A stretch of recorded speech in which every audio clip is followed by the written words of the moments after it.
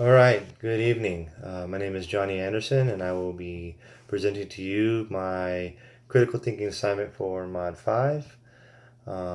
This is HRM 460 Organizational Development, Colorado State University, Global Campus, Dr. Jill Lagar. Today's date, April 18th, 2020. So, for this critical thinking assignment, I chose to do option one, which is individual intervention, where I discussed a competency that I believe I could further develop.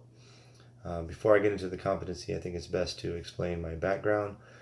Um, for the last 20 years, I've been a weather forecaster in the Navy. 2 years ago, at my 18-year mark, I was promoted to a senior level manager position and moved out of the operating arm of weather forecasting, where I was a subject matter expert, and moved into another position as a senior level manager in an operating arm of which I had no clue what they do or no experience in the industry or that particular part of the industry. So I basically was experiencing culture shock, and I had a huge learning curve because I didn't know anything and I was expected to go in and be a leader. Which leads me to my competency that I need to further develop, which is business acumen. Business acumen is defined as the ability to understand the functions and operations of an organization. It also involves being able to understand the industry and the competitive environment. So I wasn't able to come into this new job and understand how it operates, the functions of it, the ins and outs of it, the nuances. So I basically was unable to lead. I was unable to communicate. I had a hard time leading effectively because I couldn't communicate and I didn't speak the language. In addition to that, my guys didn't trust me because they had more experience than I did, and they didn't think that I basically knew what I was doing.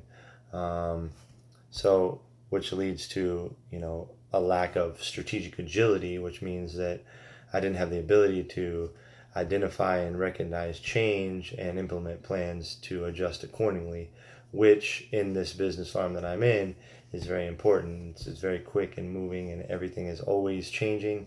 So you have to be chameleon like in your ability to adapt. And because I didn't have any business acumen, I wasn't able to do that. I was always playing catch up.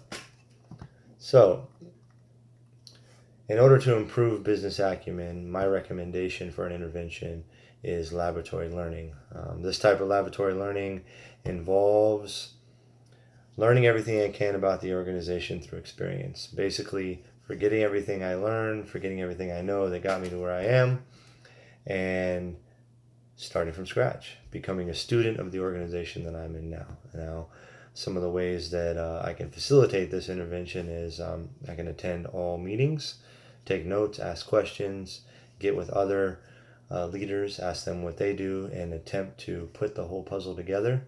But most importantly, what I can do is get with the 8 employees that work for me and understand what it is that they do and how they facilitate their job, so I can understand, how to take what they do and apply it to the rest of the organization.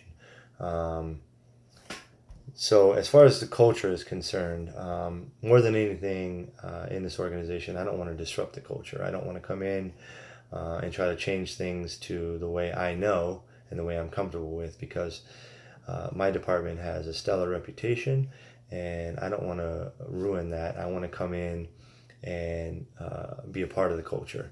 So in order to do that, I am going to demonstrate that I'm willing to learn and want to be part of the team. And part of me getting in with the team and learning what it is they do improves the culture, because it shows that I, as a leader, am willing to continue to keep learning.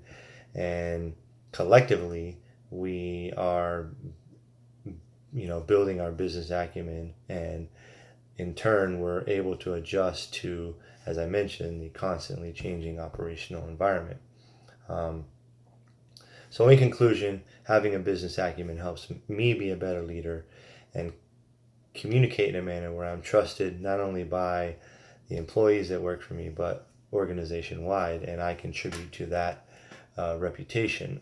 The best way to learn this is through experience, and that is exactly the plan for the intervention of laboratory learning, where I basically submerge myself into the job and learn everything there is to know, and try and be a leader at the same time, but also demonstrate that I'm, not the person with all the information, but willing to learn and get to that point.